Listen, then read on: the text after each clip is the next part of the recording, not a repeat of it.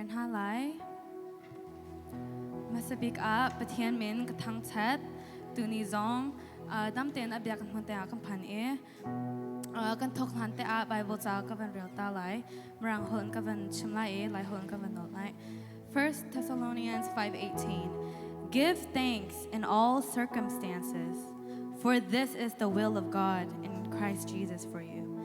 Zayban tok til nanton pan a, lunglom in o, Zisu, Crete Zisu chung e, nanun ning a hin, hitihin nung hase, dia patian ni adun ha. Bible za kamran real bantok in zay bantok til kanton hana lunglomin o akanta tuni zong kapalhon kapane avan chim bantok in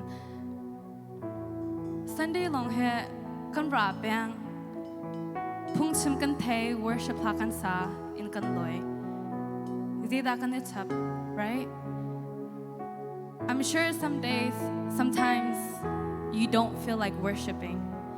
I know some days coming to church is a hassle for you, but God gave us the one true gift, and it was a very undeserving gift, which was His Son, Jesus Christ.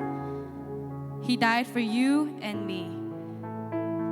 Thanksgiving zong adit sang sinating lom nak biakan simachun lom nak chimding atam tok.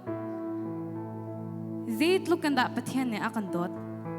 Rian sise siang an sise nifitin te kan nunaka akan umpipiang. Zot fa sise lung fa nak sise akan damter akan umpipiang. Ma ke kan patin ase. There are days when you don't want to lift your hands. There are days when you're tired, you're hungry, or maybe bitter towards God.